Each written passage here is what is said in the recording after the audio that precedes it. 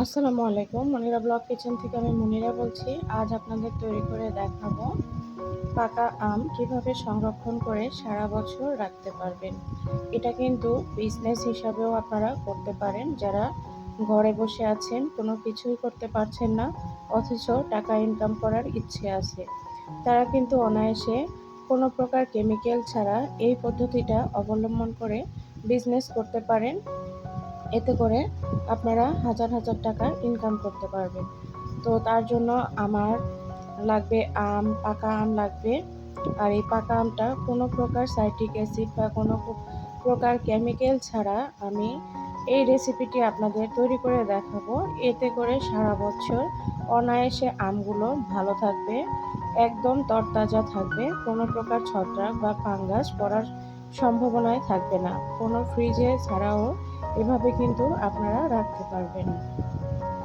তো এই যে এখানে নিয়েছি পাকা আম, তবে আমগুলো একদম বেশি পেকে যাওয়া না, একটু শক্ত টাইপের এরকম আম নিতে হবে বাছাই করে।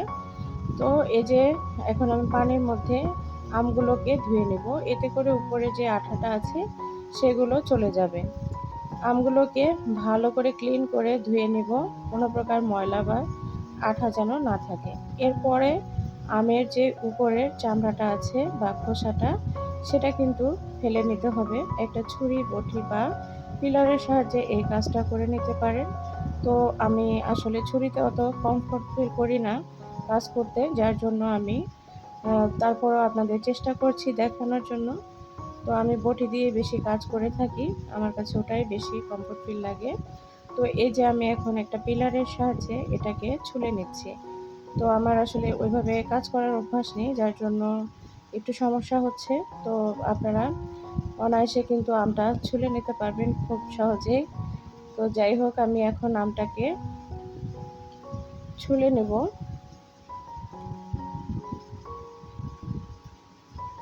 তো এই যে আমটাকে আমি পুরোটা ছুলে নিয়েছি, দুটো আম আমি ছুলে নিয়েছি, আর এই দুইটাই সংরক্ষণ করে দেখাবো।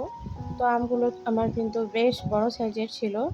আমগুলোকে ছুলে নেওয়ার পর এখন আমি আমগুলোকে কেটে নেব, কারণ আমি যে পদ্ধতিটা দেখাবো সেই পদ্ধতিতে কিন্তু বিচিটা সংরক্ষণ করে রাখা যাবে না। বিচিটা ছাড়াই এই পদ্ধতিতে আপনারা আম সংরক্ষণ করে রাখতে পারবেন। তো এই যে এখন আমটাকে আমি এভাবে কেটে নেব। কোনো প্রকার কেমিক্যাল ছাড়াও যে এত ভালোভাবে আম সংরক্ষণ করে রেখে খাওয়া যায়, এটা কিন্তু খুবই স্বাস্থ্যসম্মত। কোনো প্রকার ক্ষতি হবে না, কোনো প্রকার ব্যাকটেরিয়া জন্মাবে না, ছত্রাক জন্মাবে না। অনায়াসে এই স্বাস্থ্যসম্মত রেসিপিটি তৈরি করে সারা বছর আমের চাহিদাটা মিটিয়ে নিতে পারবেন। এছাড়াও যারা বিজনেস করতে চান তারা এইভাবে আমগুলো সংরক্ষণ করে এটাকে আপনারা বিজনেস হিসাবে কাজ করতে পারেন। বা অনলাইনে কিন্তু অনেকে অনেক প্রোডাক্ট সেল করে থাকে, সেই ক্ষেত্রে আপনারা এই আমগুলোও কিন্তু অফ সিজনে, আমের যে সিজনটা থাকবে না সেই সিজনে এটা সেল করতে পারেন। তো ঘরে বসে আপনারা কিন্তু এই আম দিয়ে বিজনেস তৈরি করতে কাজটা চালিয়ে যেতে পারেন। তো এই যে আমি এখন বিচিটাকে আলাদা করে নিলাম, নেওয়ার পর আমগুলোকে কিউব করে কেটে নিচ্ছি। চাইলে আপনারা লম্বা লম্বা করেও রাখতে পারেন। এটাতে হয় কি যে জায়গাটা বেশি ধরে আম রাখলে, এই কিউব করে রাখলে, এই জন্য আর কি। তো আমগুলোকে আমি কেটে নিয়েছি অফ ক্যামেরাতে, সঙ্গে একটা লেবুও কেটে নিয়েছি, কারণ লেবুটাও আমার লাগবে। আমি যেহেতু এখানে কোনো প্রকার সাইট্রিক অ্যাসিড ব্যবহার করব না, তো লেবুটা আসলে প্রিজারভেটিভ হিসাবে কাজ করবে, এর জন্যই আর কি এটা নিয়েছি। তো এখন আমি একটা কড়াই বসিয়ে দিয়েছি, আর কড়াইয়ে আমি এখানে 1 কাপ পরিমাণ পানি দিয়েছি। এখানে চিনির পরিমাণটা প্রায় আধা কাপের মতো আমি দিব। তো চিনিটা অতিরিক্ত দেওয়ার দরকার নেই, আধা কাপ চিনি দিলেই এনাফ। তো চিনিটা দিয়ে চিনিটাকে ভালো করে গলিয়ে নিতে হবে। আর ওই যে আমি লেবু রেখেছিলাম, সেই লেবুটা আমি এখানে পানির মধ্যে দিয়ে দিব। লেবুটা দিয়ে এটাকে ভালো করে ফুটিয়ে নিব 3-4 মিনিট সময় ধরে। তবে অবশ্যই লক্ষ্য রাখবেন অতিরিক্ত যেন ঘন না হয়ে যায়। জাস্ট পানিটা যখন বলক চলে আসবে তারপরে 1 মিনিট মতো জাল করলেই এটা রেডি হয়ে যাবে। তো আমি একটা লেবুর পুরাটাই আমি এখানে রসটা দিয়ে নিব।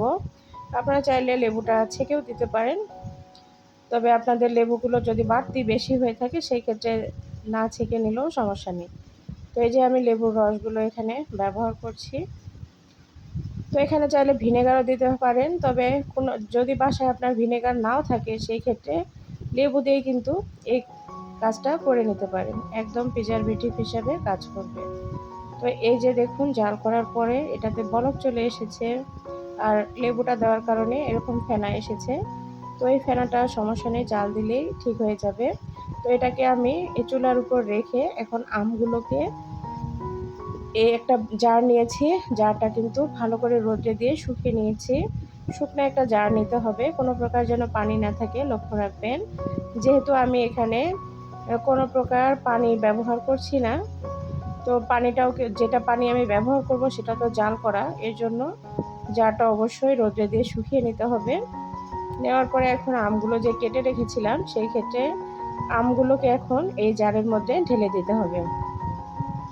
তো আমি এখানে পুরোপুরি আমটাকে দিয়ে দিব না, একটু খালি রাখবো, এতে করে পানিটার মধ্যে যেন আমগুলো ডুবে থাকে, সেই জন্য আর কি আমি একটু খালি রাখবো।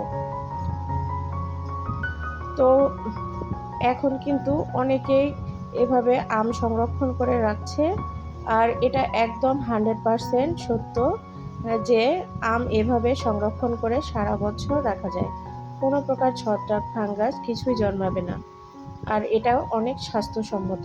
তো এই যে চুলা থেকে আমি যে চিনির শিরাটা করে রেখেছিলাম সেটা ঢেলে নিয়ে এসেছি, নিয়ে এসে সরাসরি আমি জারের মধ্যে দিয়ে দিলাম, দিয়ে এখন মুখটাকে খুব ভালো করে আটকে নিতে হবে, কোনো প্রকার বাতাস যেন না ঢোকে সেই দিকে লক্ষ্য রাখবেন।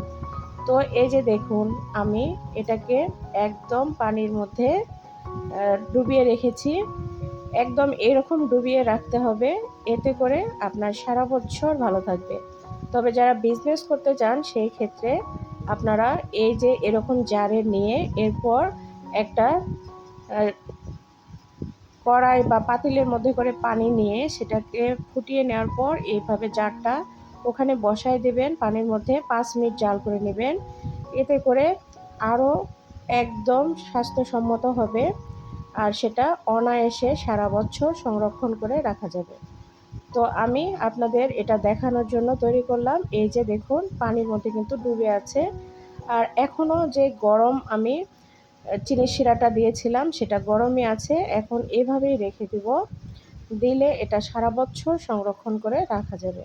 তো ভিডিওটার এই পর্যায়ে এসে যারা লাইক দিতে ভুলে গিয়েছেন লাইক দিবেন, আর যারা এতক্ষণ সময় নিয়ে আমার ভিডিও দেখেছিলেন সবাইকে অসংখ্য অসংখ্য ধন্যবাদ। ভালো লাগলে লাইক কমেন্ট শেয়ার করতে ভুলবেন না।